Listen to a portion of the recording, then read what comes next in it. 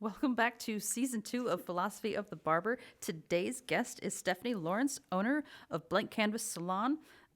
Been owner since 2014. She's been a licensed cosmetologist since 2006, and she is a Pulp Riot educator.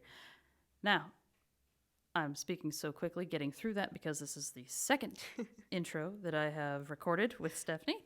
And we spent a whopping 30 minutes having fantastic conversation that I wish you guys could have heard. But I forgot to turn my own mic on. So, I mean, great comments from her, but you got nothing from me. So, take two. Here we go. Welcome, Stephanie. Nice to be here. Thanks for coming. So, obviously, we're not going to recreate what we just had, but I do kind of want to go over, once again, your foundation of how you entered the profession, what brought you to it, and how you got to be in the position of a salon owner. Okay. So back in 2005, my now husband, but at the time boyfriend, Joe, we were working together at a fruit place, a wholesale fruit place. And although a job he could do forever, being a CDL driver, it wasn't really something I could maintain forever. So we were kind of going back and forth. He was pushing on like, what are you going to do? And I was getting irritated. So to make him stop, I was like, I don't know, hair looks fun. And so then he continued like, okay, well, were you going to like look at schools? Or so I did. And about 2 weeks after that, I was enrolled at Michael's in Bedford. And here we are. Serendipity at its best. I do love a good moment in the hair industry with everything just falls together. Yeah. Now, with Joe, I know Joe because he went to my barber school. He did. So that's how we got connected in the first place. Mm-hmm. You currently have a barbershop inside your salon. Yes. How did you come to that conclusion? Now, was that a choice you made before Joe went to barber school or after? After. So everything kind of happened at once. He went to school. We were traveling a lot with Pulp Riot, and we needed to move the salon for space issues because we were just, everyone was busy. We had 6 of us, and nobody could take a new client. So we needed to expand. And with Joe going to barbering school, we thought it was, why not do something like having a barbershop in a salon? So that's where it was born. And that's a good problem to have for any salon. I It's know, like, right? oh no, we have to grow. Yeah, right. Now that, as we've seen here at Polish and Proper, going from a smaller space with 3 chairs to a larger space with twice as much room, twice as many stations, twice as much everything, there is definitely a dynamic shift when you go from, dealing with 3 to 4 people to dealing with 5 or 6 people. Yes. Even just that difference is Yeah. like, all right, we have to like shift and change and adapt.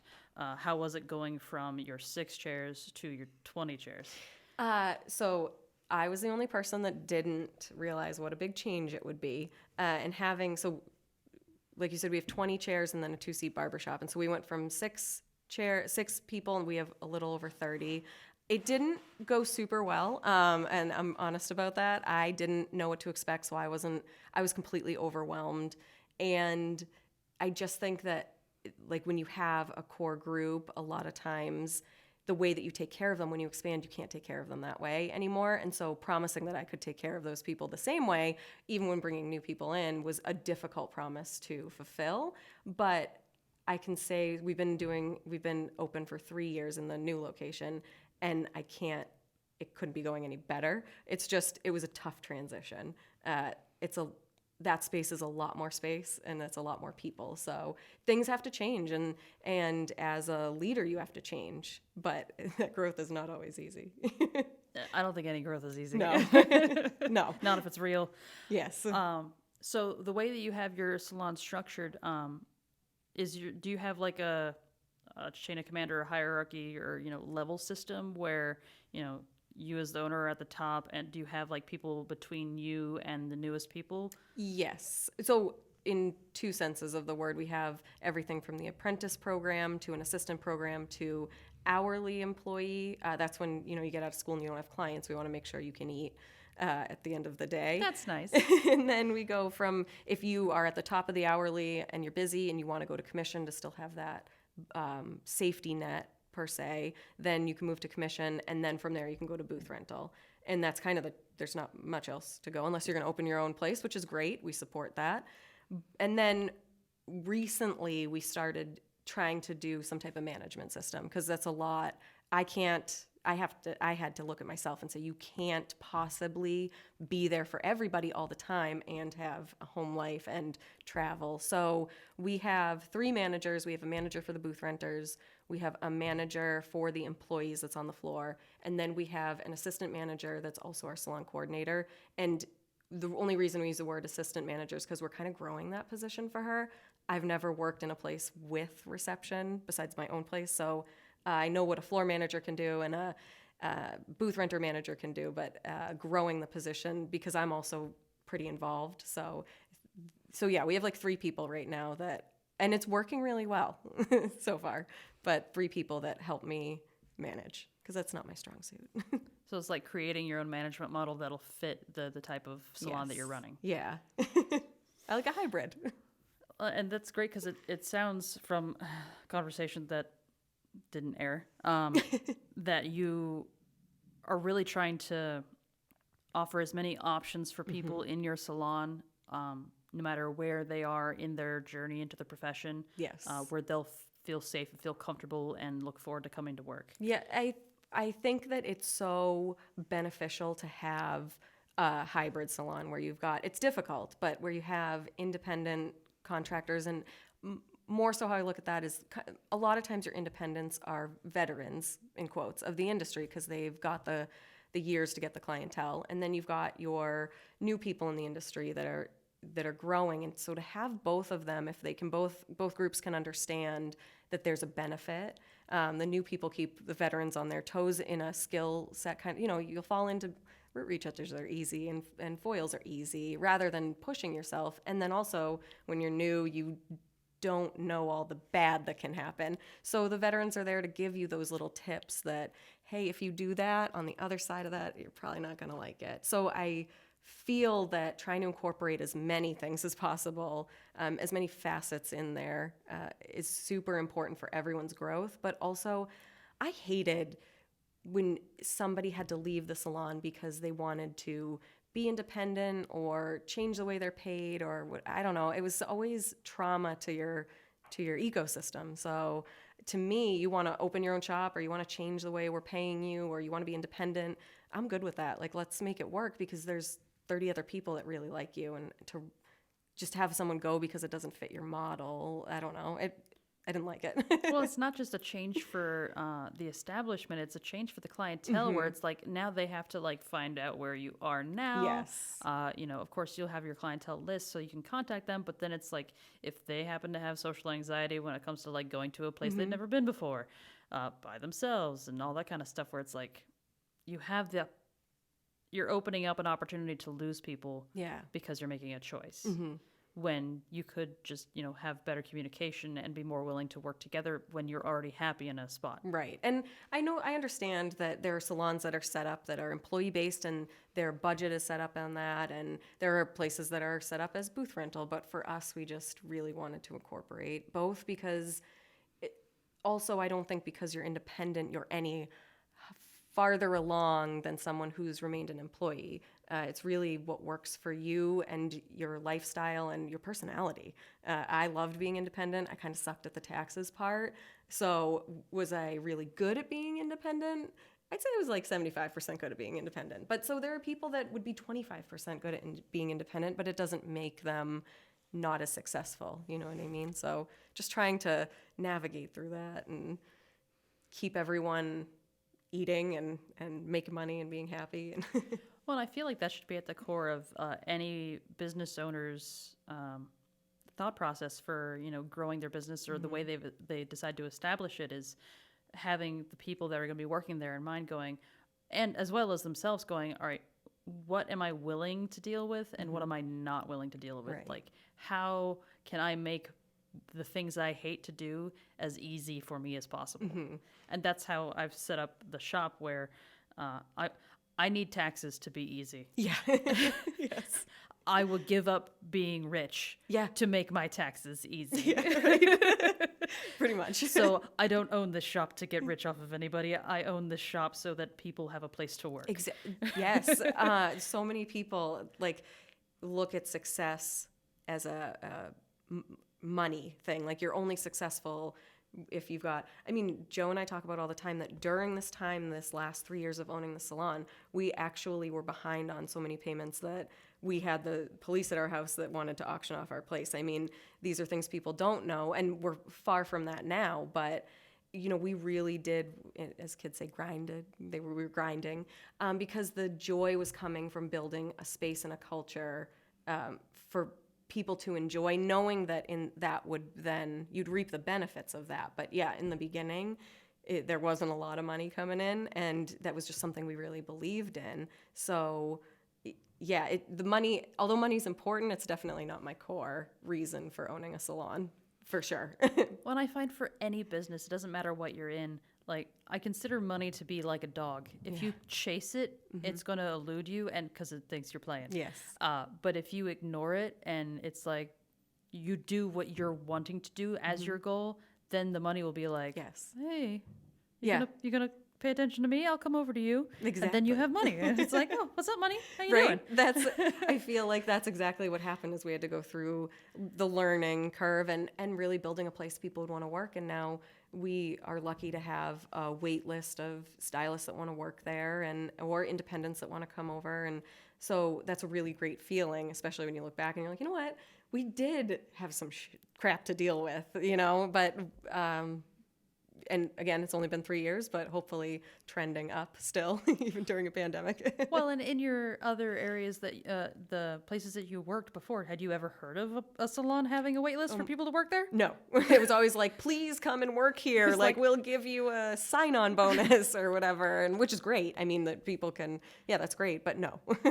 It's oh wait, that's a thing? Yeah, even to me, I'm like, wait, what do you mean? What do you mean you have a friend? We have 3 other people for that one chair that want to work here. Like We'll add you to the list. Yeah, and then and that's a whole other thing is being surprised that people want to work there, even though you work for it and you like being in it. You know, you're like, I feel like we have a really cool culture that people would want to be a part of. It's still always surprising, but then you also, just because that person's up on the wait list. What if the group of people you have and that person isn't a fit? So you're kind of also trying to make sure that your ecosystem stays where it's at. So that's the other thing that's hard as an owner is, okay, I have an empty chair and I know these people want to be in it, but they might not be a fit, but this person's a fit. So well, that was my other thought going, all right, well, when you're dealing with so many people, that's a lot of personalities and they all have to get along at some point or at least have enough respect to, for each other to, I don't know, like coexist. Because it's basically like having a bunch of roommates. Yes. Yeah. 'Cause there are common areas. There are common areas. And we've definitely had our times where we didn't have the right personalities working with each other. And those times are the worst for me.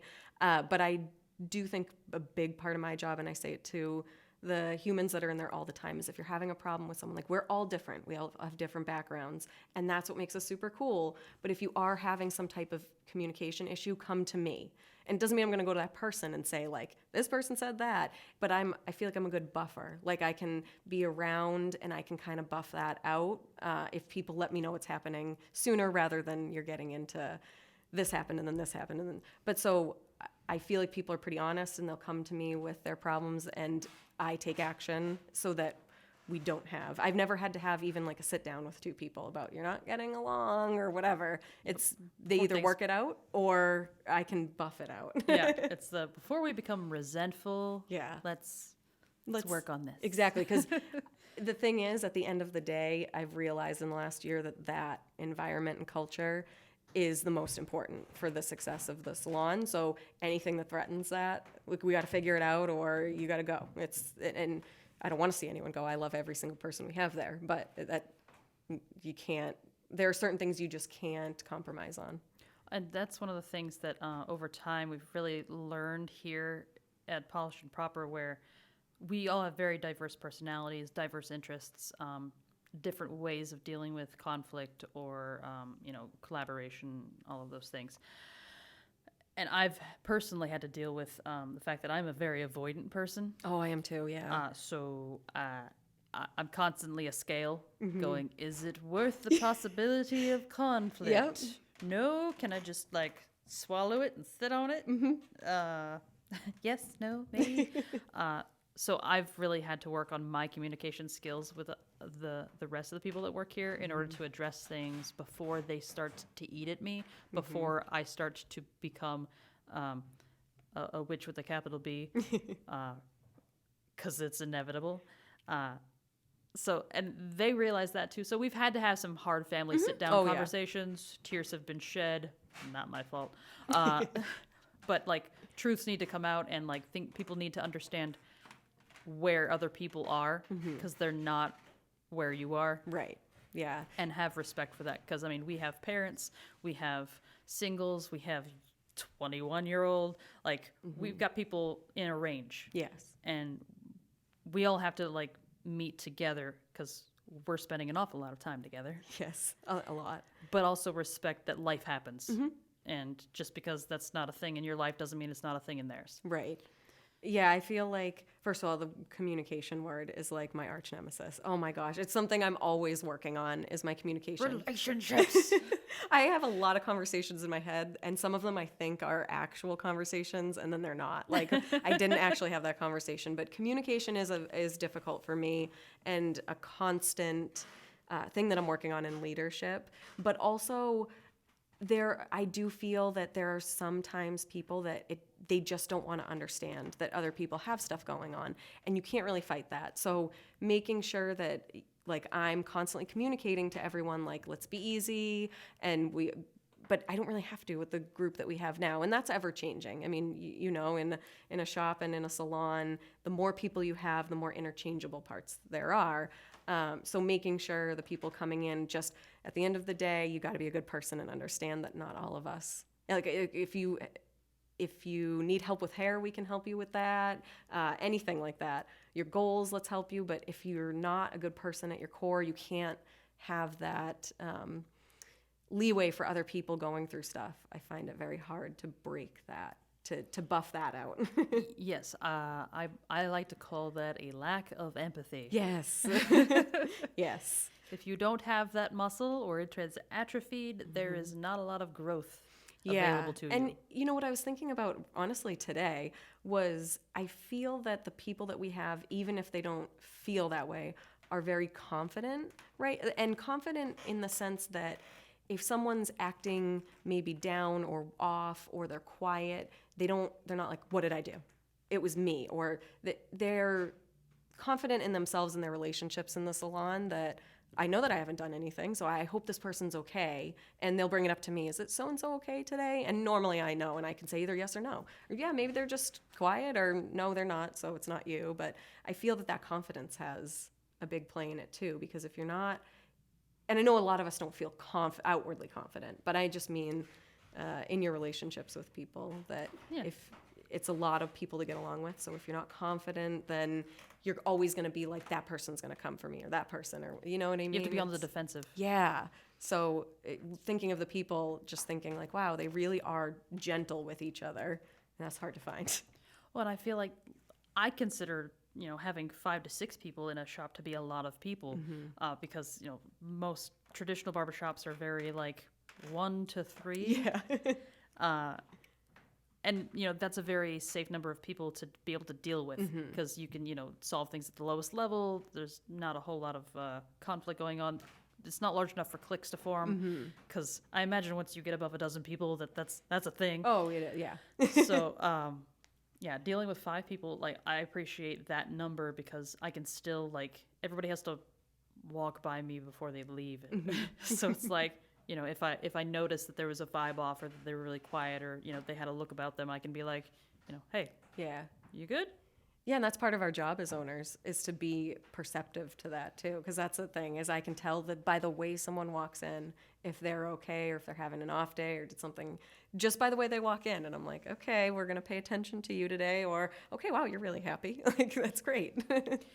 Well, and I actually just had a conversation with one of my people.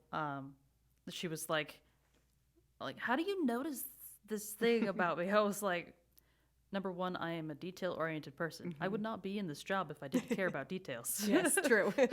But I'm constantly looking at things, and anything like I'm that person that if I'm gone for a week and I come back and I see my station, and if somebody's touched anything, I can tell. Yep.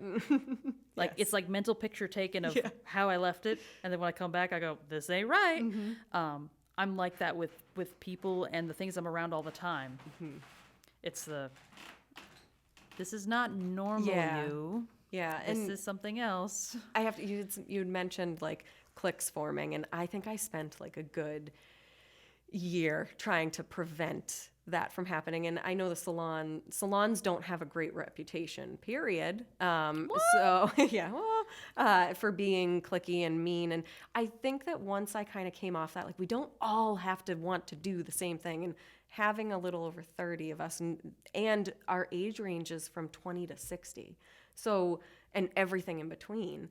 And so kind of stepping off and being like, all right, people are going to have their own little groups within this. As long as everyone's okay and secure that they're not being left out of anything, or I think this is fine. And so, yeah, when you're in the back room, you'll hear a couple girls talking about, someone else's birthday, and 5 of them are going to that birthday, and there's 26 of us or 27 of us that aren't. That's okay. How can you invite 32 people to your small birthday party? So I think once we kind of let that go, like, no, we all have to be this one thing. It's not like that. And it really works out well. Like everyone has their people, but in the back room or on the floor, everyone is with everyone. Nothing, you don't just stop talking because someone's in the room. And that's the goal. Well, and that's the thing here is like, we're okay not hanging out after work. Like we see each other a lot. Yeah. We're around each other a lot. We pretty much know what's going on in their daily lives. But some of them are friends. Like they hang out after work, and like as long as nobody's like feeling neglected or like, oh well, I guess I'm not part of the group then. As long as nobody's feeling that way, it's like, yeah, okay. Oh, y'all went to El Jimador? Cool. Yeah. Awesome. Maybe next time I'd like to go. I'd love to check it out. Like it's easy. And I'm that person that's like, if we wanted to be social, I would be like, hey, you want to go bowling or something? But I'm also like that one person that doesn't drink either. So it's like, meh, it's all good. Yeah. It's all, and I'm a workaholic, like, and so is my husband, which is great. Yeah, there you go. There you go. And neither one of us like feel neglected where it's like, oh, you have to work an overnight? Okay, enjoy. Yeah. I'm going to come over here because I've been talking to people all day. Exactly. Don't be offended.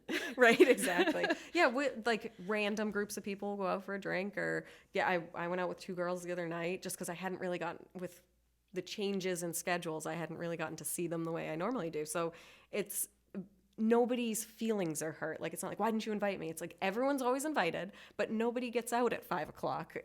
You're either out, at 3 or you're out at 8. So us 3 were out at 5. We went out. I don't know. Like it's that easy, and it hasn't been in the past. So I can appreciate that everyone's secure in where their friend groups lie, and if they're not, hopefully they come to me. But I'm with you. Some nights I'm like, I've been with you guys for 10 hours for the last 4 days, so I'm gonna go home.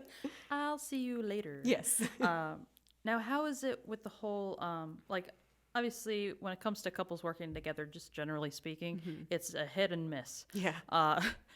And, having seen, my barber instructors being husband and wife and seeing them grow as husband and wife, that's a hit or miss. Yeah. Over the years, but they've really grown into a really great situation. How was it making the decision that, Joe would be in the same industry as you and then like working under the same roof? So this is our second go around in an industry working together, and it didn't work out super well the first time. And as of right now, we're not managing together because it is really difficult. We are 2 totally different people with very different styles. And so as for right now, mine has won out. But that's just because of where we are in life. So for us, it's also hit or miss. Like some days, because we still do a lot of consulting at home. He's just not physically in the building. So anything that's going through there, we still talk about. He still manages the barbershop in a way. Like the 2 guys we have in there, you don't have to manage right now. But exciting for them. They're opening their own shop. So we will need some management in there, and Joe will be there for that. But on the day-to-day, the salon kind of takes over, and we also need help at home with multiple dogs and stuff just not getting done. So right now it works better you're for still a our team. marriage. Yeah, we're a team, and we do all the decisions together, but the person that's there every day is me, because I know the salon world well. And right now for the group that we have and what we're doing, the management style works, but I'll go home and be like, okay, my style's not working, so what would you do? Joe's just having the humility to admit that that didn't work. Yeah, and I'm a bull, like I need it my way. And then when my way doesn't work, that's when, and I totally get it. Joe's like, well, see, now you want my help, but I already told you. And it's like, he's like, you just had to find out for yourself. And I'm like, yes, we've been married for 14 years, so you know. You know this. Yeah, this is nothing new. And rubbing it in my face doesn't change it. Exactly. But yeah, so for us, it's also hit or miss. We've had times in there that like, I couldn't imagine us both not being in there. And then we've had times in there that I'm like, we're going to end up not together if we don't figure out how to do this. So we just go with the flow. There are months that he's checking in every day, and there are months that he's not, and we do it at home. So we're the same way, just trying to figure out what works for us and the business and life goals. And so we're always learning as well. Well, and that's the thing. It wouldn't be any fun if it was just easy. Right. Exactly. And we went from seeing each other 24 total hours a week because he worked overnights. So the only day we would have from like 4 o'clock Saturday to 4 o'clock on Sunday, and then he'd have to go to bed. So we went from seeing each other 24 hours a week to like full time. We ride in together. We, work together. We ride home together. We eat dinner. Yeah, that's a lot. That's a lot. Yeah. And so finding what works in between that has been our, what we've worked on. And that's one of those things that's always kind of blown my mind about couples working together in any capacity is going, I am such a control freak. Yeah. That like, and I'm also so easily fixated on things that it's like, if I'm in fixation mode, I can't have anybody else being in a fixation mode at the same time. Right. Like, I need my thing. Yeah, exactly. Yeah. And that's why my husband and we work well, is because he's very career focused in his career path, which has absolutely nothing to do with me or hair or anything. I go, oh, yay, you know what that is. I don't. I pick up enough to be able to hold a conversation. And then he respects that I am equally as career focused in my stuff, and we respect each other's boundaries going, that's your thing. I don't know. That's your thing. You got to do thing. Okay, cool. Go for it. That's great. I know. And I'm a little bit of a brat. Like I want the best of both worlds. I want my cake and I want to eat it too. So like, I don't want him totally in my world when I'm making decisions. And like, I want these to be my decisions, but I want him to understand like when I'm saying I'm doing a 7-1 on, I want him to understand what that means. So I'm like, all right, Steph, you can't talk about hair 24/7 and want to have, you know what I mean? Like there has to be that. I mean, as long as you have enough patience, you can eventually get there, because eventually if you talk about it enough, it's like every customer that's been going to the barber school for years, like they know what they should tell you. Yes. Their haircut should be like with your tools and your numbers and all of that. They know the lingo because they've been going there long enough. They picked it up. They can't do it. They can tell you what it is. Exactly. So the same thing with talking to my husband, like there's a lot of things about internet service and fibers and switches and stuff. Like, I don't know all the acronyms, but I can follow the conversation, and then I'll be like, remind me, is this what this thing does? Yeah, exactly. Roughly speaking. He's like, sure. Yeah, sure, exactly. The sure. That's all I need. Yeah. Yeah. So when it comes to the 7-1, it's so is it like this particular shade with a little bit of an ash? Yes. Yes, good job. That one. Sticker. Yes, gold star. But yeah, so blending marriage and especially when you've grown for years in your own independent ways too. He was working down at the produce market in Boston, so that's a totally different world than a salon. And just from working in that world, sometimes easier communication wise, you can just be like, why the F did you do that? And then you move on. And that is not what you can say in a salon. So just like, down there you wouldn't go about things the way I do in the salon. So yeah, we had to learn that as well. There's more finesse involved with people sometimes. And I'm like a people pleaser to the extreme, to like, I will avoid negative feelings at all costs. Like toxic positivity my picture should be next to that. So yeah. This is not the time to smile. Yeah, exactly. So I will avoid conflict, and Joe he wants to let's get it done and out, and yeah.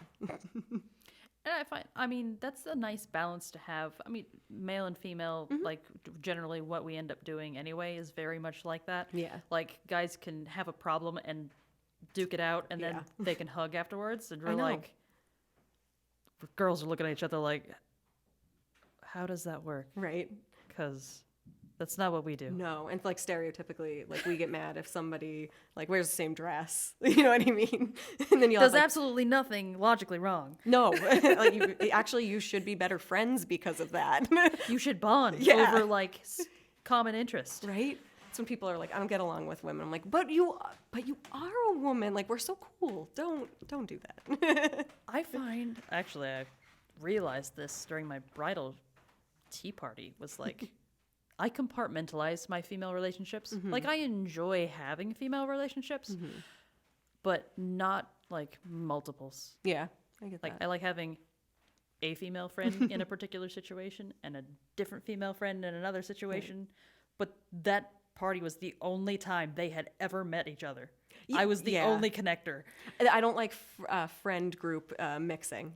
It gives me anxiety. If I'm the only one that knows everyone, I'm like, oh no, I'm going to give more attention to or they're not going to get along, or I've always been like, I'm not mixing friend groups. Like, do you want to invite this person? But like you said, at a bridal shower or a surprise party or something, they're all there and you're like, oh God, all my worlds are colliding. Well, that was the nice thing though, is that I'm the only thing that connects them. So afterwards, they can go back. Yeah, that's true. You're like, don't mingle. Stay in your... And, I mean, if they mingle amongst themselves, whatever, as long as, I'm out of the loop, I don't know what's happening, it's fine. Ignorance is bliss. Yes. But yeah, it's very I could never picture myself working in a salon because of the things that naturally occur when left unattended. Yes. With females. Yeah, and that's big. I've noticed the times that I haven't been as present in the salon, there are more issues to deal with than if I'm present and available every day or most days. And where that nature comes from, I'm not sure, but I appreciate that they'll let me know instead of letting each other know in maybe not the nicest way. So... Oh, and I feel like the same thing does happen in shops, but it's the key that I mentioned, which is when left unattended. Yes. Because that is the absolute worst thing to do. Shops that have several people in them, when they do not have a leader present, will eventually morph into unhealthy things. Yeah. When people say to me, there are two things I get, which is, are you going to expand more? And why don't you open a second location? The second location thing makes my head want to explode because you can't be in two places at once. And management, I think that I have a very specific style to, and I think if you ask the girls, they would agree that it's something unique. So if I can't put that in two places, how will both be successful? Well, there's a serious difference between management and leadership where it's you don't have to be a manager to be a leader. True. As long as there's someone who possesses those characteristics within the group to keep the group on track, right. And focused on what their goal is, and so they don't get distracted by everything. That's a born leader. That's a natural born leader. And they can be in the group. They can also be following whoever's managing them. But those people are rare. Yeah. And when you find one, you're like, come here. Yeah. I love you. Don't leave me. Yeah.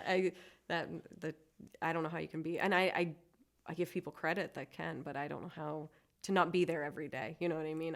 But I don't know. That's different. I feel like eventually, once you get to a certain number of people, it has to be a statistics game. Right. It's just that you got to play the numbers, man. Get as many people there and, sift through them and try and find that magic gem and be like, all right, well, you're in the rough, but you're a jewel. I'll take you. We'll figure it out. But being able to see potential in people and see their willingness to want to achieve it, Yes.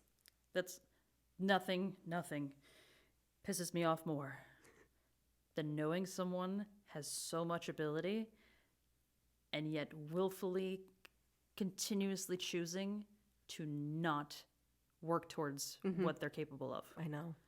Like actively fighting against it. Yeah. And there's a lot of people like that. And you're just like, come on, you can do this. What a waste. Yep, I know. I know. But that's that control freak in us where we're like, we want you to make good choices, but I can't make you do anything. Right. And I come home and I'm like, I am so frustrated because I want to see this person do so great and I just don't know why. And Joe's like, this is going to be your constant struggle, is that not everyone is going to do the things that you think they should do to get from point A to point B. And I'm like, but I can see the path. And he's like, that's great, but they can't. So I'm like, damn. That's the lesson of the decade of the 30s is learning that you can't control other people. Yep. And to accept that. Yeah. And go, all right, you're not going to do this? Okay, well, I'm going to go on and do things without you then. Yeah, exactly. Good luck. If you need help, let me know. Yep. That's saying it's something like, I'll help you get to where you're going, but I won't carry your bags or something like that. Just, I will help you every step of the way, but you got to have some type of You need to be invested in Yeah. You got to do it. But I'll be there.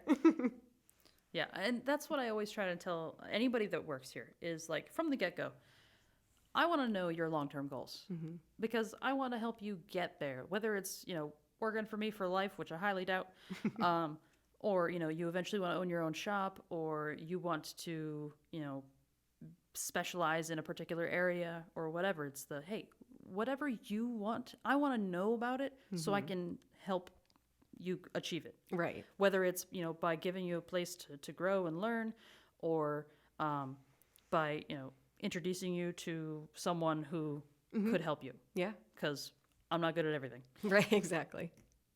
But, I think that there's a lot of situations where when you don't have that communication with your people and that understanding and respect, that's when people up and quit, in quotes. Yes. You go, that stuff where you feel blindsided, you go, well, that's disrespectful to you, but also, like, have you been showing respect to that person by, like, being interested in wanting to know, Right. like, whether or not they're happy? Yeah. Because if they've come to that breaking point, then you missed something. Yeah, I agree with that. Yeah, I agree for most people, and then we always have the few that you're like, didn't we just have a conversation that you, like, we had your goals and we were, like, literally in a week going to do that, and they just, like, ghost you or, like, they're just gone. You're like, oh, all right, well, cool. But most people, yeah, if you're not, like, as a leader, that's part, and that's what trying to explain sometimes is, at least for me, once I became a salon owner, and I didn't realize this, my wants and needs are now second. Like my goal, and not that I can't do the goals, but if it takes me twice as long to get there because I have 30 people who I've promised I'm going to help them, I'm taking them along for the ride. You know what I mean? I'm saying, put your trust in me and come work here. And like, you want to be, just as an example, you want to be an educator? I want to help you. And then if I ignore that person, I don't help them at all. I can't expect them to want to stay. Yep. But if it comes down to them getting the training for being an educator or me doing something, it's going to be them first. And then I'm not saying always put yourself second so you run down and you're not enjoying yourself, but it's your goals. You have to level them with everyone else's goals because and you can, because our focus is a lot wider, we see a much bigger picture. We can go, all right, well, like I could do this in the short term, but this amount of time right now would be better suited for them. And this can wait. Yes. Like it's not gonna, make or break whether or not I can achieve that. Right. Yeah. Don't get me, like, I still travel to educate when we are traveling. But there are certain, without certain things in place, and I guess I'm looking at it differently now because we do have management finally. And so it's a little easier, but to be gone, let's say every single weekend or every week doing something, you just can't focus on everything. So like if I wanted to be an educator that traveled every single week, owning a salon of 30 people is just not the right fit, I think, because it's unfair to me and the goals I want to do, but also to those 30 people that are expecting, to have leadership. Right. So going back to, because, I mean, we didn't explain this to the audience, but you have a 2-chair barbershop in your Yes. salon, and Brady Adam, who is a season 1 guest Trim on Reaper. the podcast. Yes, Trim Reaper is his handle. He is now opening his own shop. yes, he Which is. is a development since I talked to I him. know, it was- Because, like, we had that conversation. He's like, yeah, maybe one day, but it's not. I'm really happy where I am. And I was like, cool. Yeah. So that was like, all right, awesome. 2020 is full of surprises. It totally is for everyone. I think even for Brady. He found a spot that worked out well for him. It seemed like the stars aligned. So you got to jump on it when it comes. Yeah. So, and then we have another kid in there, Brandon, who came up from Salem, Mass to work there and kind of work with Brady. They were kind of close. And so we'll have the opening in the barber shop to take on 2 new barbers. And that's where Joe comes in and we talk about, would it be better to have an employed barber? Would it be better to have a booth rental? Like what would work for the salon? Because he knows the barber world better than I do. Well, and it's very different. Even going down to like pay scales of what is industry standard for a stylist versus a barber, like even straight out of school. Yeah. Very different. Like, I don't understand how it got to be so different because it's like, we'll just talk percentages, generally speaking. Like, from what I understand, 40 to 50% for a stylist is like standard. Yeah, I would say low to mid 40s is standard. We do 50% across the board because it's probably close to as high as we can go with the overhead of color and foils and gloves and all that stuff. Right, But right. yeah, and in your world, It's like 60. yeah, Like, you're, butt naked out of barber school, like, freshy, fresh. yeah, And it just goes up from there. And eventually you have to hit a percentage like 75 or 80 where it's like, all right, well, now you're just a flat booth rent. Like, yeah. I'm not giving you anything else. Right. Yeah. Even the rent is different, but from what I've seen and in our own salon versus like the barbershop down the street, like the barbers pay a higher rent than our booth renters, which always blows my mind because I think of what a girl can make, like what one of the stylists can make off of one color. And I'm like, well, you pretty much have your rent right there off your first appointment. So that always blew my mind too when I would hear, I'm not saying every shop or every salon is like that, but yeah, I was always like, I don't understand, but it's the way it is. So I don't. Well, yeah. And like I've decided to price my stuff not like off of anybody else who's, who was currently charging at the time, but really what is reasonable. It's kind of like, figuring out your budget at home going, all right, well, what can I afford for rent? Like rent should be somewhere along, you can afford it with whatever your week's paycheck is. Yeah. So that's not how I do it. That's not at all, man. Ooh, that would be expensive booth rent. But for us, it's like, all right, so you can make your booth rent for that day, because I'll break it down either per day or at the week in like a cut and a half. Yeah, that's great. Like, there's no excuse. Right. Yeah, exactly. No excuse to not be able to pay. Exactly.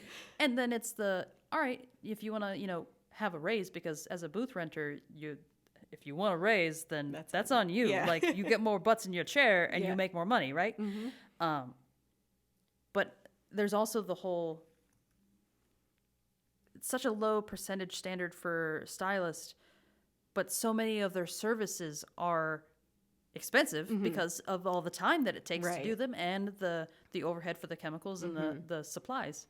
And then barbers are like a higher percentage, but it's also, once you have your tools and your skill, that's it. Yeah. That's the overhead. Right. I know. It's wild. Like, it's just the difference. Like, Yeah. And trying to figure out the differences for me I was like, what do you mean that's what they do down this? Like, I've never, when Joe first put out the, like, I think he said like 75%, knowing nothing about barbershops. I was like, what do you even, I've never even heard of 75%. Yeah, I'm having like heart palpitations. But then like him saying what you just said, like we don't have color and gloves and, you know, all those little like foils and balayage film. And I mean, you can go wild with the things that, that we can get. But yeah, it was eye-opening. Well, and even more so, like even just tools where it's like, if you're doing a cut and color, you're also automatically doing a styling. Like there's thermal styling involved no matter what. Pretty much, yeah. So it's also, you know, the overhead for those professional tools because they need to work hard because they're doing it on almost every surface. And there's just a lot more stuff. I know. There's a lot of stuff in the salon where I'm like, ah. And also, I heard someone say this once, and I do really agree with this, that I think that, at least for stylists, like people can be so predatory. Like we'll buy anything. We're like, that's new. Let me have it. And then like, and no offense, but the Dyson, like this, I love the Dyson personally for like at home care, but that thing cannot make it through a full day of blow dries, even brand new out of the box. It just can't. It dies for us. Like, so I'm sitting there like, we all were like, $400? Who cares? Let's get this blow dryer. And we get it. And then like a month later, we're like, I made it a quarter way through your blow dry and it's off and I can't turn it back on. So it's just. So like overheat? Yeah. It's like the filter, if you don't clean that filter, but even if you clean it, it's so fine. And I get what it's doing. It wants to save the blow dryer motor, but it's too fine. It actually leaves out a section of clientele because if they have extremely curly hair and they want like a New York style blowout, you're never going to be able to do that on its best day. So we will just buy, and we're like, that's new, it's shiny, it is expensive, let's do it. You know, the amount that barbershops use blow dryers, it's like perfect for us. Exactly. We're not running it for 20, 30 minutes. Exactly. Yeah. It's like 2 minutes tops. And just enough to get things dry. Or like bring the curl back from the puff that we combed it into. Yeah. Yeah, I think the big aha moment for us, because we don't deal with a lot of those tools a lot, was like the diffuser. We were like, right. Look what it does. I know. Yeah, it's I want to love it. I like it at home. I like what it does when it works. But yeah, that's what I mean by like we'll heavy we'll go use for stuff. anything. Like, and I think that's why some tools just don't translate across the sides of the house. Where it's like, you don't understand like how much this needs to be able to take in a day. Yeah. Where we're like, I mean, we pick it up maybe 4-5 times a day. Yeah. And that's not for long. Yeah. Runs for like 3 minutes each time. Yeah. Yep. But I do want to love it. But here we are. I will say I did just pick up a 2nd gen one, and I'm not impressed because of the things they took away. Well, some things are nice, some things are not nice. Oh, I haven't seen it yet. So like now. I got it would have cost $400. Yeah. And then I got 2 more for like $360 because they were pink and nobody wanted pink. I was like, I don't care what color. Yep. Nobody's gonna see it. But I just picked up a version 2, and so the big clunky plug is no longer attached. Interesting. I was like, hey, like any other hairdryer has the GFCI like pop thing. It doesn't have one. It's a regular plug. So I was like, when? Yeah. Because I don't have to unplug a clipper charger to plug it in to my power strip. That's great. And then they took away, they have like a converter box, like partway up the cord. Oh, yep. It's no longer on it. Oh. But the cord is like so much shorter. Well, is it because they have 2, right? They have a professional and a consumer one. Maybe that's the difference. Maybe. Like, I've literally bought all of them on eBay. It's a great dryer. It's just great dryer in short spurts. But it does make it shiny. It does dry faster when it works. Well, and as somebody who's never done a blowout on anyone ever in my life, I can't relate, but I can understand the concept. Yes. Yeah. Just doesn't work. But yeah, I feel like Instagram. since we haven't covered it in this recording. The ads on Instagram, like especially once you've worked your algorithm to be like, give me all the hair. Right. You see all these things, and it's like, oh, this rubbery thing they put over the neck Yeah. that makes it so they don't get itchy, and it's like, yeah, but you have to buy how many of those for Right. clients per day? Because it's one per client. Touch the neck, you gotta disinfect Yeah, it. you're like a neck strip. That's Yeah. So I'm like, all right, and they're like $50 a piece. yeah. And I'm like, And then in the dryer, they start to come apart. That's what I mean. aren't they rubbery? Right. Like, why would you even have to wash them like that? I know. Well, like this isn't like the cape part. You have to wash for us at least because we have stuff on them. But we have the ones with the rubber, and then I'm like, well, that's no good. Okay, I haven't even seen the ones that have the rubber attached. Oh yeah, That's sorry. like- Yeah, they're attached. I feel like that would be horrible. But I saw the ones that were like separate. You could Yes. put over a cape, and I Yep. was like, all right, like. But then I saw the price, and I was like, that doesn't make any Yeah, sense. I know. That some of the things people come out with, I'm like, that would be really cheap if you went to the craft store and just like got the crafts for it. But okay, $50, I'll give it to you. I don't have to make it myself. So like, I automatically distrust things. I feel like it's my generation. Distrust an ad when it's on know. social media. I know. But then when you see it on Amazon months later with multiple brands making it, then it's a little more Right. trustworthy. You're like, oh, okay. So it's legitimate now. It's not just Yeah. from this random place in China. Yeah, exactly. Okay. You know, I ordered from that Wish app like 6 Tamagotchis because like I was going to give them to my friends. Still to this day, that was like 2 years ago. Never have I received the You never will. Tamagotchis. No, never. I don't know where they went. And honestly, a friend has one now and it looks frustrating, so I'm fine with it. But yeah, sometimes you'll never get it. Well, and there are some things I find that like pop up on social media that are very trendy. That ultimately I feel like damage our profession. Oh, Because they're being marketed and being like, this miracle thing that'll like help you regrow your beard or whatever. And then it's like, but no, like there is a function for that, but it is certainly not for everyone. yeah, exactly. And like, you're not telling them what this is really going to do and why it may or may not work. Yeah. Yeah, the ads are too much for me. Sometimes I'm like, first of all, I only thought of that. I didn't actually say it or research it, so I don't know how you found that. But yeah, a lot of the things I see, I'm like, no, like that's just, please don't do that. Even down to like, you know, for us, we have things like Pulp Riot, which is basically a super conditioning semi. And then you have something like Overtone, which is a conditioner with a semi in it, so it seems. And it's just not the same. So like I see ads for like Overtone all the time. And if people are only going to use that forever, great, like go for it.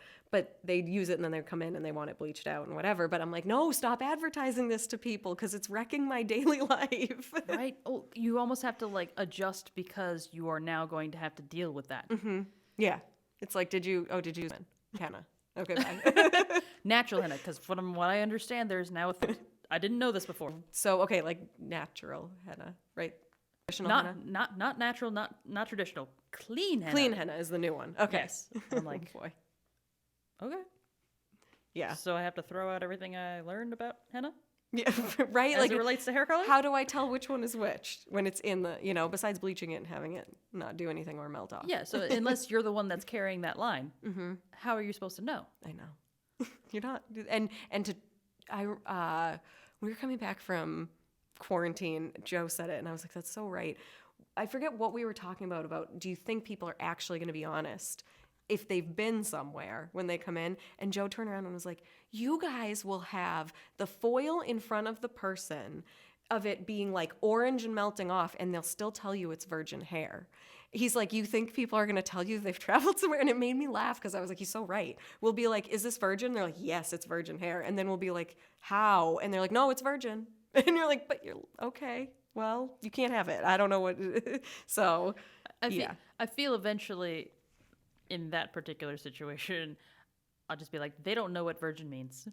you would want to think that. But you're like, virgin as in, have you ever colored your hair? And they're like, no. I'm like, okay, well, I've got to go. This isn't working. We're not having an honest relationship, are we? And there's no trust. Yes. Well, and that's kind of how I always have to go about dealing with the public. Like, I've had to do, when it comes to COVID, like, I have to do PSA announcements before 2020. Anytime cold and flu season comes around, it's the, hey, just so you know, Oh, I as a know. reminder, we work 2 feet away from your face for about 30 minutes. That means we're breathing your air.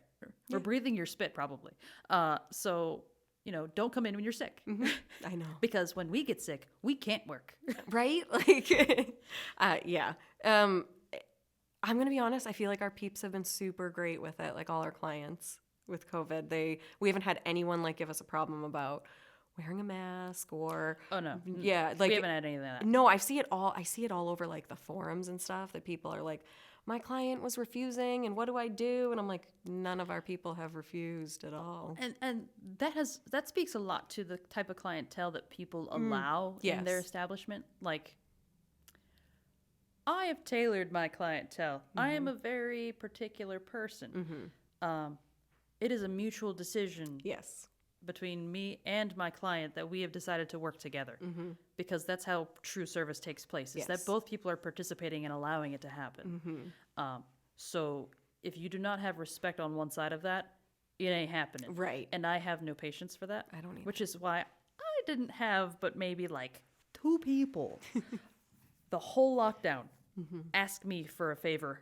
Oh yeah, no one asked me. Yeah. I know, and I saw people like, my clients are badgering me. I'm like, Yes. mine have not asked once. I go, that's because they respect you. They know, like, for me, I've got some interesting rules that I, like, am very adamant on with my shop, cell phone policies and all that stuff. Yeah. And I've straight up kicked people out for not respecting them to the point where I don't have to do that anymore, Yeah. because I've created a reputation going, when she says something, she means it. Yeah. And there is no conversation. There is no weaseling your way. There is no exception unless, like, there needs to be one. So, like, you already know the answer. Yeah. Don't ask. Don't bother. Right. Yeah. Yeah. I realized during quarantine I also had a super cool group of humans that sit in my chair because everyone was very respectful. And so, I mean, beyond what I, just what I could have asked for. So, and I remember just seeing people after my clients are asking constantly if I'll go to their house. And I'm like, yeah, no one's asked me. Yeah. So, Well, and, everybody who works here has had a different experience because everybody's clientele goes to them for a reason. Yep. And their relationship is very unique. yeah. So it's just funny because, as an owner, you'll hear when they're unhappy when it comes to a situation or they're dreading something or whatever. And I just look at them and go, look, you're the one who's allowing this to happen. You have every opportunity and you have the power to make sure that that's not okay and that they know it's not okay. Yeah. That's a interesting, that's interesting in, at least in the salon world, that we, at least when I was in school, you're taught to, like, you are in the service industry and you do what they say. Like, you basically take it. You just take it, right? And so if someone's like a little rude, you don't want to piss them. And that training went into, like, the salon world too. The client is number one. You don't upset you don't want to do a perm, you're going to do a perm, like stuff like that. So there is that. I don't know about you, but for me, I never want any of the humans that are in our salon to do anything they don't want, to ever be disrespected. But there is that fine line, I find, with, like, don't be disrespected, but also the pendulum doesn't. I mean, we are service as well. So, like, the pendulum can't swing all the way to the other side where you're like, well, you are lucky to sit in my chair. Like, you can totally be confident. And yes, they are lucky to sit in your chair, but you're also lucky to have them. So, like, that mutual respect. Yeah. But it's so, I can find myself even being like, what do you mean you don't want to do this? I had to do it. And then stopping myself and being like, but did you like doing it? No. So you don't, like, finding that line of what's important to teach them to be successful. Like we're never going to, oh, you don't like to clean your chair? Well, that's too bad. You're going to clean your chair, right? But okay. There's law. And Yeah, exactly. So, like, what's going to make you successful and what's really just going to give you anxiety and wreck your day? So there's that too. And being someone that's been in the industry a while, having to walk that fine line of, like, well, that's going to make you better. That's not necessary. Like, which side to go on. And also again, you never take disrespect. Like people respect you when they sit down. That's first and foremost. But you also can't be a diva or you know what I mean? Because you get into it to also help people. So to think maybe you don't have to help them isn't the right. I don't know. I don't know if I'm explaining that right. It's a constant balance. Yeah. Of going, all right, so it's not always what you're saying, it's how you're saying it. You know, it has everything to do with how you pitch something. Because that's how respect is. Like, it's not the goal. Because that whole road to help's paved with the good intentions kind of a thing. Like, you could do fantastic things along the way, but if you're still going to hell, you're still going to hell. Yes. And the opposite goes where it's like, all right, well, just because you're aiming for heaven doesn't mean you're taking the right path to get there. Like, you need to know that if you're going to correct a customer, you need to do it in a way so that they understand that you're trying to educate them. Exactly. Yeah. Not that you're trying to belittle them and tell them that they're ignorant. Yes, exactly. That's exactly what yeah. Like, and the fine line between, at least for us, teaching them that my client didn't show up, I want to charge them the cancellation fee. Okay, well, have you heard from them? No. Do they show up every time? Yes. Well, how about we kind of find out what went on with that person and go from there? Because after you find out what went on, you might not want to charge them. You might. They might have just forgotten. But teaching that too, that like we can't just blindly slap people with a cancellation fee. What if they got in an accident? What if somebody died? Like someone died, their first thought is not to call you. I'm sorry. We would like it to be, but it's probably not. So trying to teach that too. How do you respectfully put your boundaries in? Like if they just forgot, then respectfully, we've got to tell them, well, that was kind of my time. Well, and that's something that we're dealing with now because COVID has forced us to be completely appointment. Oh, like, right. Yeah. I did appointments all the time for me, because that was my goal. But for two of my barbers especially, appointments were entirely new to them. So I kind of preach a play it by ear sort of a thing. Personally, for us, like when we have new clients and they no-show, and like for us, it's not just they didn't call within a certain amount of time to cancel. Right. Like we never charge anybody if they call and let us know. We really don't ever. Either. Yeah. It's the, hey, you know what? Life happens. It's all good. We appreciate that you gave us the courtesy of letting us know. Because that way, we now have an opening. Even if it was like 30 minutes before and somebody's like, hey, do you have a cancellation? Yeah. As a matter of fact, I do. Yeah. But even if it ends up being a no-show, like it used to be, we could, fill it with a walk-in, no big deal. But when it's like we've waited 10 minutes and that's a quarter of your time, now we can't complete a service within the window that we have. And we don't know where you were or anything. Yeah. Like you haven't given us the opportunity to understand that life happened. Exactly. So like that's when I'm like, especially with first timers, you go, this is your first impression to be our customer, and you're going to no-show us? Right. Like no call, no show, no nothing, no email, no Facebook, no nothing. No. Our policy is our policy. Yeah. And you need to respect us. Yeah. We've actually, so we've never taken deposits before COVID, and we take deposits now. And if you book online, there's no option to not. They have to leave a deposit if it's over a certain amount, which has been great. A lot of people are willing to do it. And so that's been a big thing. But what we have started doing, which these are the things that it has to go through me, like that final decision for anyone who's employed, is if you've got a 6-hour appointment and we have tried to confirm you through, we try to confirm through the phone, through our booking system, and then the girls will try on Instagram and however they've actually been talking to the person. And if that person is ghosting them, like this happened this week, on Wednesday, we could not get a hold of this person's 6-hour appointment. She's like, I just don't think she's going to come. We called and left a message saying, if we don't hear back from you by midday tomorrow, your appointment's canceled.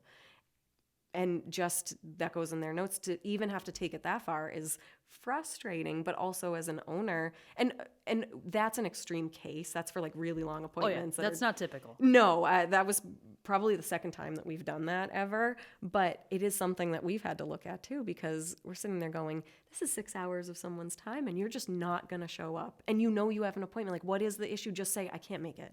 It just blows my mind. Oh yeah. Well, and over time, people have learned. It's a constant education, whether it's for your customers or for the people that work in your establishment.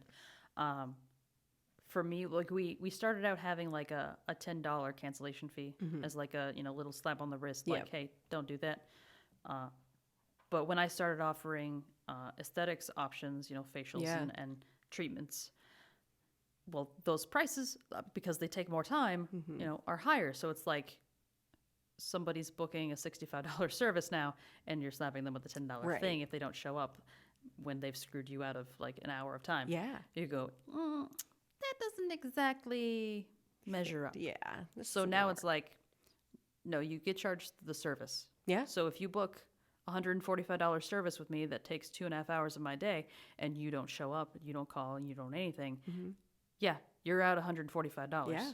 I feel like that's fair. Because it's our time. Yeah. And that's actually how it took 7 years for me to figure this out. But the whole budgeting your time, because when you first open, like, you have time to spend. And you're willing to invest it wherever it needs to be Yeah. because you don't have money. Right.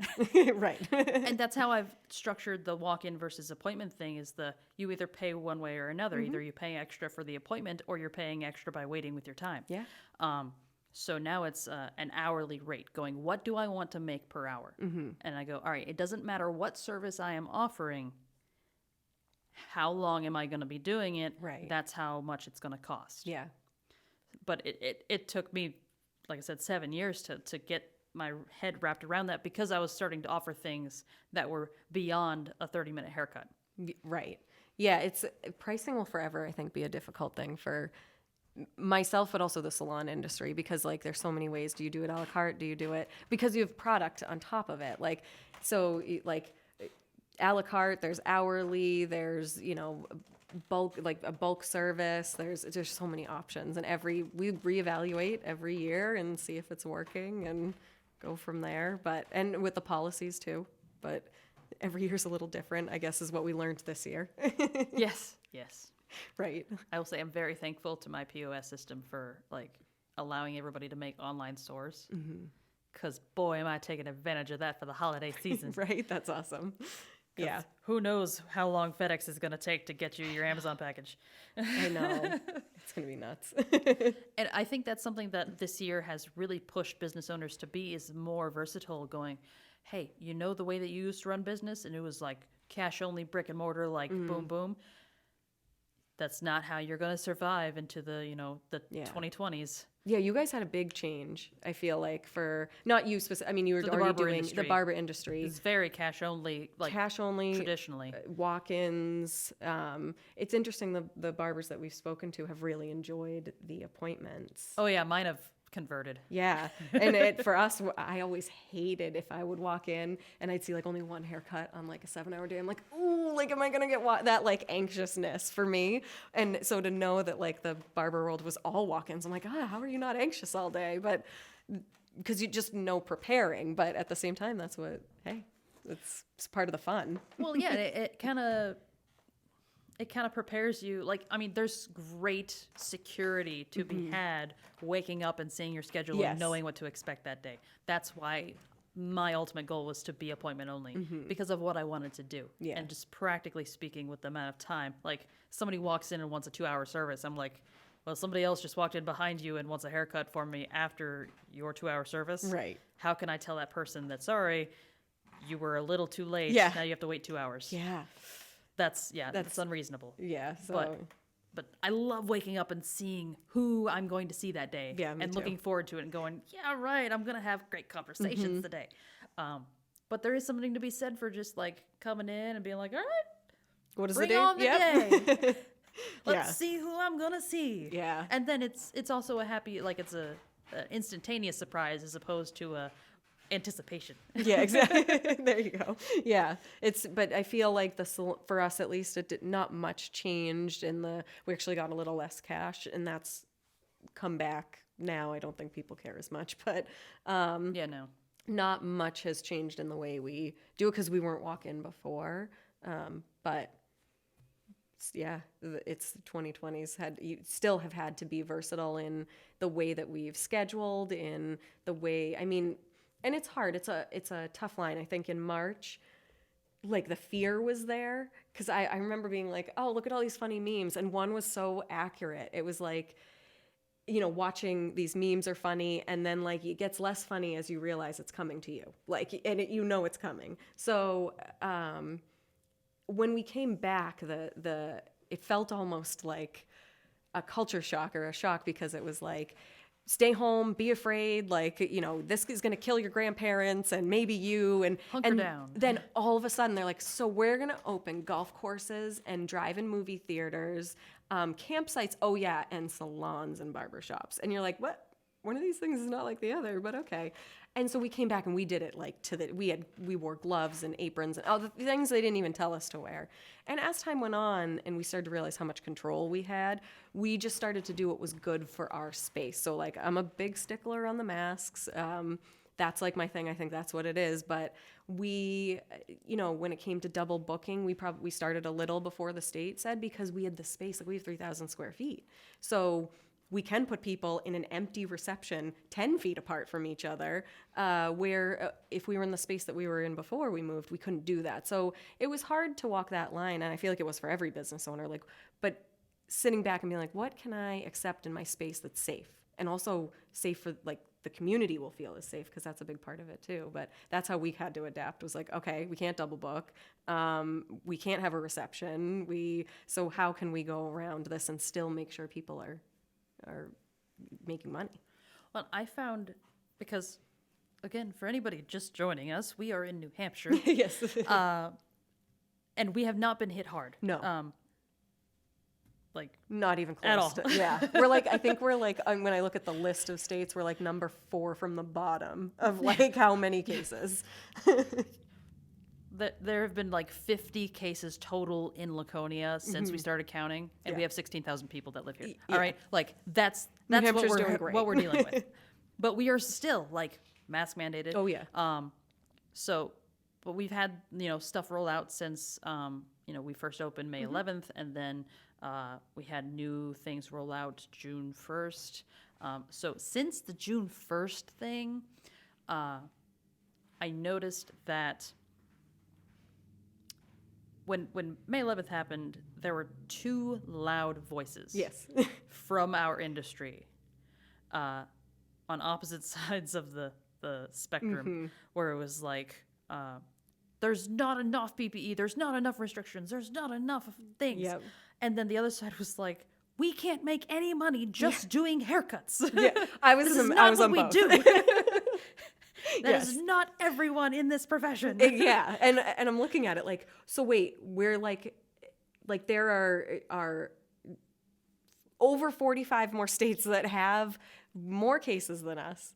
And we had the strictest guidelines out of the entire country. It blew my mind.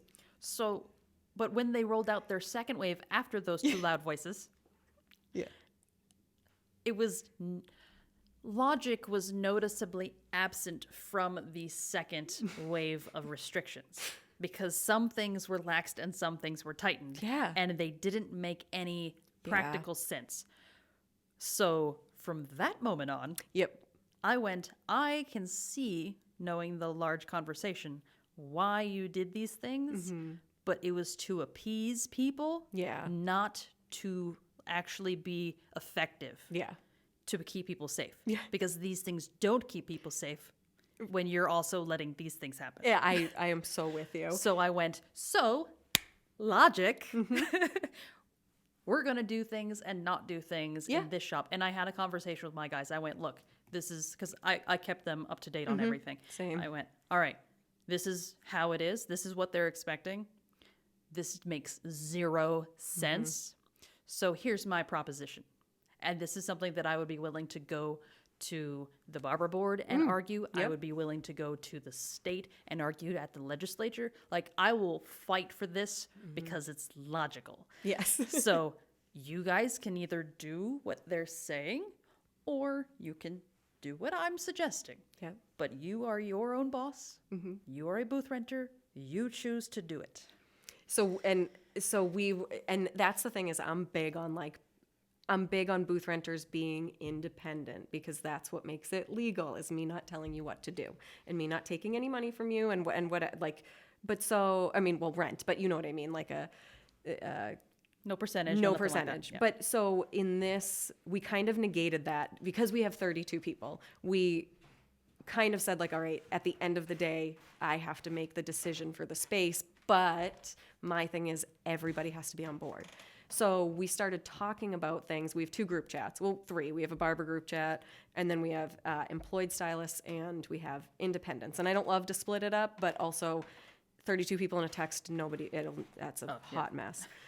So when I put it in the group chats, you could tell that people's fears came out, and then the opposite side of the frustrations came out. And so I noticed very quickly that was going to be negative for the team.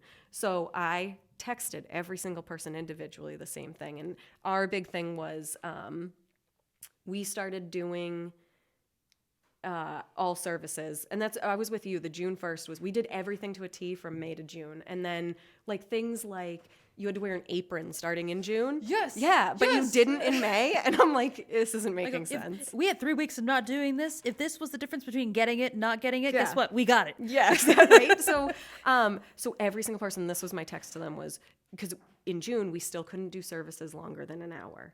Yep. So I just said, do you feel comfortable doing services longer than an hour? And do you care what your neighbor does as long as they're following safety and sanitation?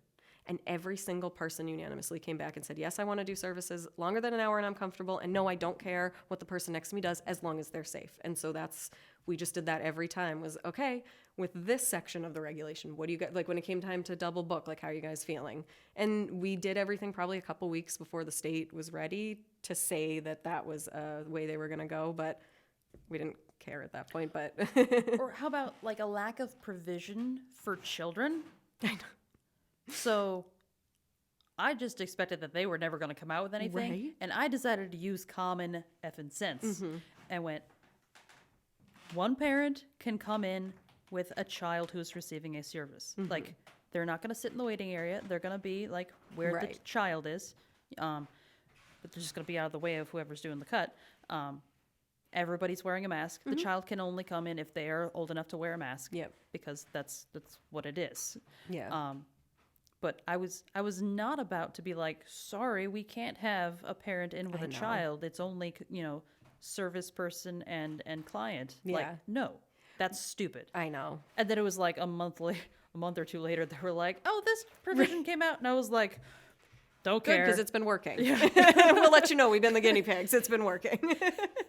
Yeah. Welcome to the club. It's fine. Right. It was like the very first rule when it was like only root retouches and Oh, haircuts. yeah. And like we're a big blonding and vibrant salon, so we actually didn't even bring our employees back until they each worked like a day each week in June, so we could keep them on unemployment because we couldn't physically have that many people in the space, we thought at the time. So when they said the root retouch thing, like I was pissed, but at the same time there was a silver lining to that, which was you didn't have to pick and choose who you got in. So like even though the state made it with not understanding why they were making it and we were pissed, we also were like, well, now we get to knock all these root retouches out of the way. And when in June, like 3 weeks later, then we can focus on our blondes because we didn't listen to the hour rule because we felt safe enough. But yeah, it was, we were like, why would we want to see 10 people versus like 4 in a day? But either way, it was just funny because, yeah, we were just Well, like, and having 2 months of not being able to see anybody, like, for the barbers, like, because we're given the same service Yeah. to the vast majority of people. It was the massive wave, Oh like my we had to gosh, play yeah. catch up. And we were out straight for probably 2 more months right. Yeah. before we saw any dip. And even then, it was a very short dip Yeah. because by that time, summer was in full swing, and everybody's like, "Let's vacation in New Hampshire."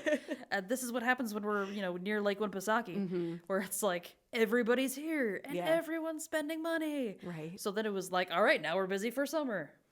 I would say this October is the only month that's been a little like up and down. October's always our lull. Right. And that's, I always It's say like- it's the weird month. Normalcy? Yes. But Like an expected thing happened? right. I know July, August, September were like record breaking months for us numbers wise. And I didn't expect it. Happily we'll take it. October's more normal, which is fine with me. It's also, like you said, the weird month. Like you're not close enough to the holidays. You're too far out from like back to school. Right. It's the back to school cuts have been done. Everybody's at college, but we're not at the holiday season quite yet. Yeah. So October's always weird. But yeah, I was like, okay, well, this worked. Good. I will say that we were not record breaking because we're still capped with how many people we can fit in per Yeah. day.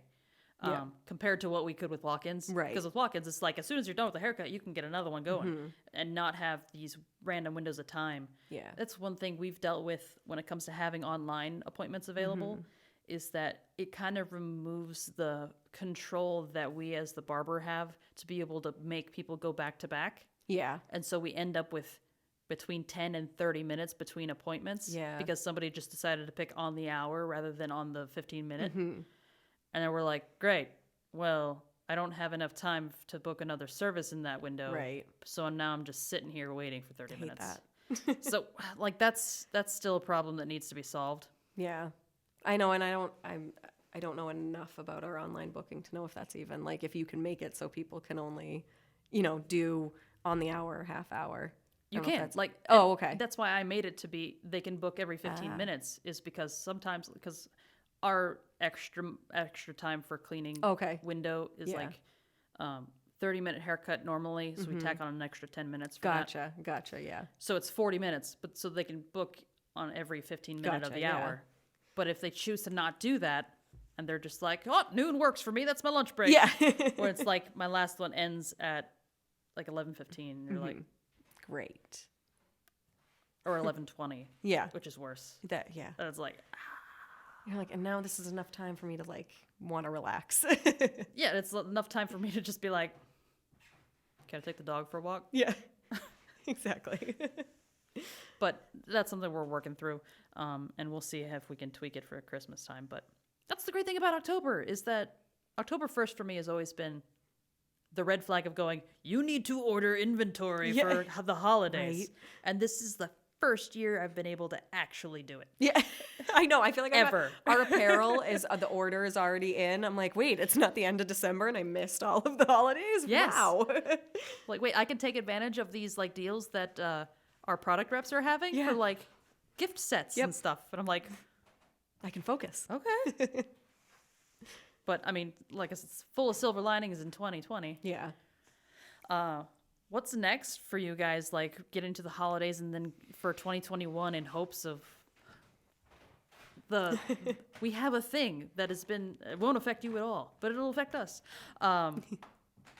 They've submitted, the committee has submitted a recommendation to Sununu, our governor, and the health leader in our state to request that walk-ins be allowed again. Okay, for us cool. because literally Yeah. the argument is that you can walk into a restaurant, you I can walk know. into a grocery you can walk store. into literally anything Yeah. except for a hair establishment. It's so weird. So because of that, they recommended that they allow walk-ins again. But of course, nothing's happening as long as cases are going up. But hopefully in 2021, with know. things being a little better after flu season, we'll see. I know. What do you guys expect to try and work on? One of the big things that came from 2020 for us and having a kind of lack of education this year, online, there's a ton of education, but we're a big space and we like to host education, but really trying to expand services to everybody, people with extremely curly hair that we are not very good at doing. Stuff like that is my focus, being more inclusive, not really realizing how not inclusive we were with just not having anyone that can do extremely curly hair. I was so excited when there's a new place that opened in Laconia that does like braiding, all kinds of braiding. And I was like, I can send people to you now. Yeah, so a big one for me is diverse education, and really making sure that that is a thing within the salon and for the girls and guys that are coming through, getting education on every type of hair, because that is not something, at least in the school that I went to at the time, we were taught at all. So, it's great to complain that you don't have that education like I have for the past 10 plus years, but to do something about it. So that's really a focus for me, is more education and hopefully being able to host a lot of social events for stylists and barbers. Obviously that would be with COVID subsiding a little bit. That's the hope. But and getting that community back, because I think that we've got a great online community right now, but I would like to see it in person. So my big thing is like having the community back and also having diverse education. That's my going to in 2021. I will say digital connection lacks something. It does. It does. And I'm going to say it. I didn't think I ever would. I kind of miss hair shows. Just a little. All right. Like a tiny, like Orlando Premiere specifically. It's just it's a big one. It's All right, fun. I haven't been to that one, so I'll take That your word one, for it. I want to say it's the largest, and it's just always fun. Because I've been to IBS in New York. Yeah, I feel like you could probably feel like your mind would be blown at Orlando. It's just so big. You need like a good couple days. Isn't that usually in September? It's usually in June, which I don't know. I know. June. I don't know why they do Why that. would you in Florida? I know. Why would you be June? But people always want to go to Disney on their off time. Well, So I mean, I have a timeshare in Disney, so See? I'd be like, well, my accommodations are done. yeah, it's Orlando Premiere is, if there's any hair show that I want to go to, it's that one. It's just so much fun, and it's big, and so I do kind of miss it. I didn't think I'd ever say that, but I do, just a little. I will say on the extremely curly hair side of things, like I was frustrated because I don't know, like 5 years ago, I gave myself a dreadlock mohawk, and I did that because there was nothing available to learn about dreadlocks, and like Yeah. there's the stigma and like misunderstanding societally Yeah. about dreadlocks and whether or not they're clean, which depends on how you take care of it. Like anything else, right? So, and it frustrated me that literally looking in my textbook, it says it is one of the most popular hairstyles in the world. And yet we have nothing but a paragraph talking about it in an entire book about hair. I know.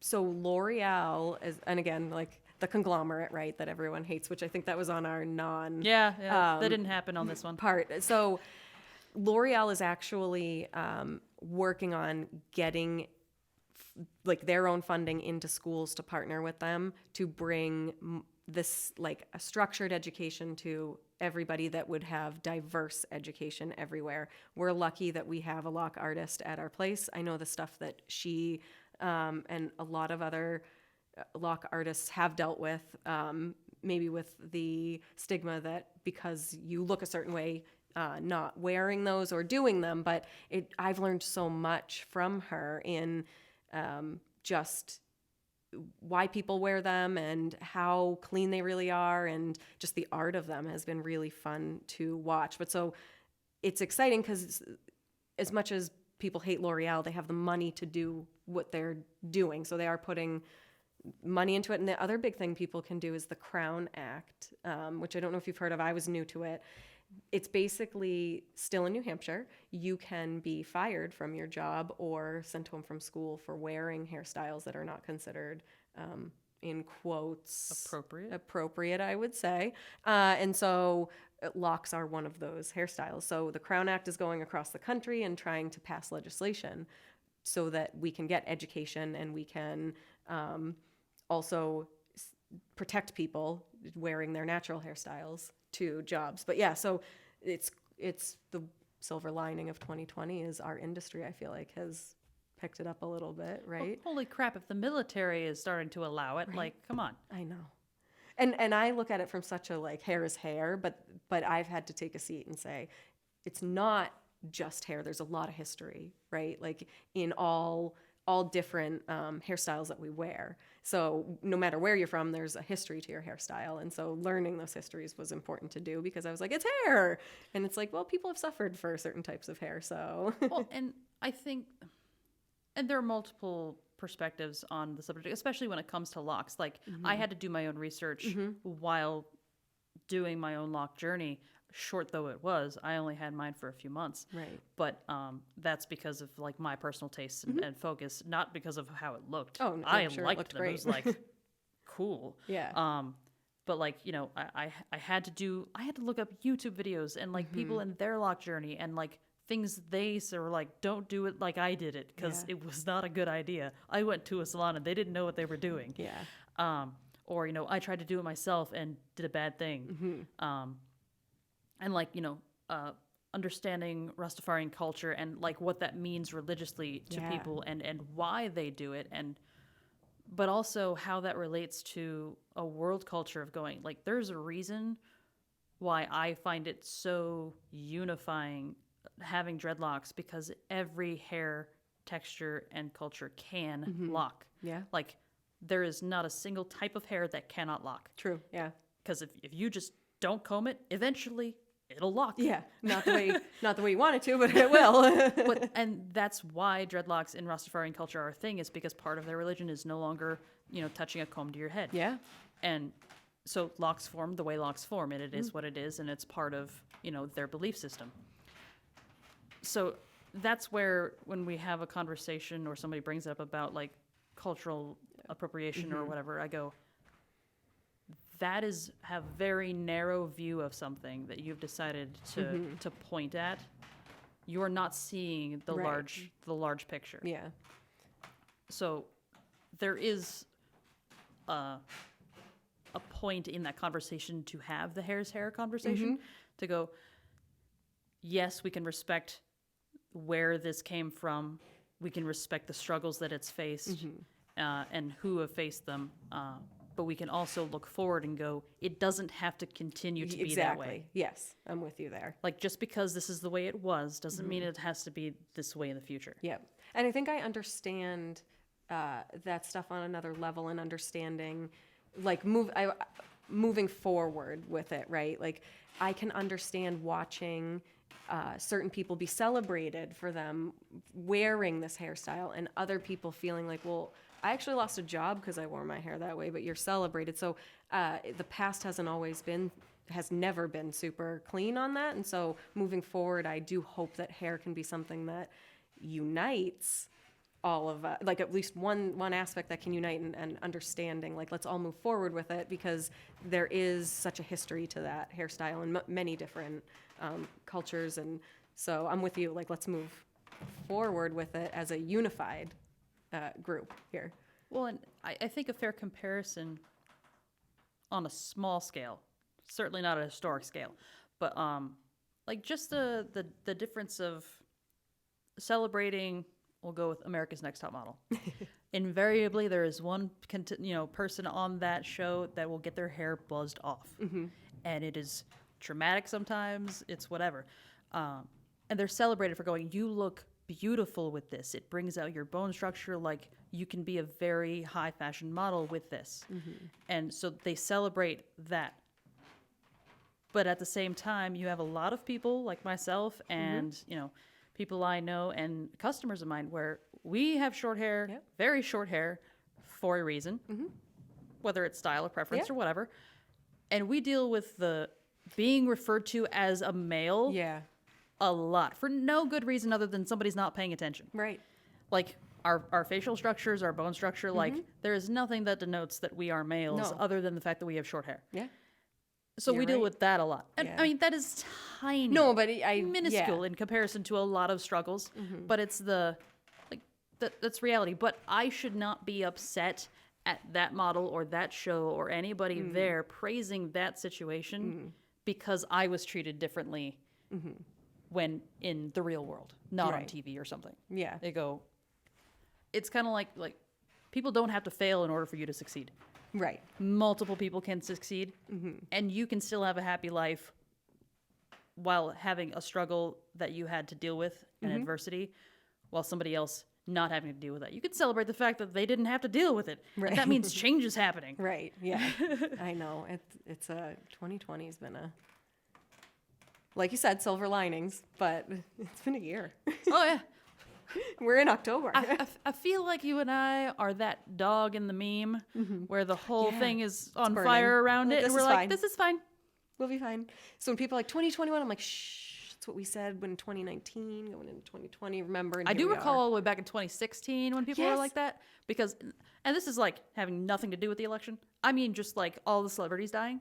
Yeah, right? And they're all like, I hate you, 2016. Yeah. How dare you? Every year it's Come just on, kind of- 2017. Yeah. And so I'm like, I'm fine with this year. Just don't bring me anything worse. I'm riding a wave, man. Yeah. I I'm know. like, I've got a really good track record of having succeeded and powered through everything so far. Yeah. So Here we are. I like statistics. Yeah. Statistics don't lie. They don't have an agenda. Right. So I'll just work on those. Yep. I'm just going to keep trucking, keep doing what we're doing. Well, I look forward to seeing what 2021 has for you and the rest of the decade. Yes, I know, right? Because let's not pin our hopes and dreams to a year. Exactly. So I'm so happy that you got to come and have Yes, thank you for multiple having me. conversations with me. I look forward I'm to excited. seeing everything that you guys have, and especially, you know, seeing Brady being able to grow, Yeah. and you guys being so supportive and helpful with him. And I look forward to seeing what Pulp Riot has in the future. And I'm too. sorry that we didn't have more time to talk Oh, about that on recording. On recording. Well, we talked about it all. Check out Pulp Riot, not a sponsor. Yeah, not at all. Oh, well, thank you for having me. This was a lot of fun. All right, check us out for our next episode next week.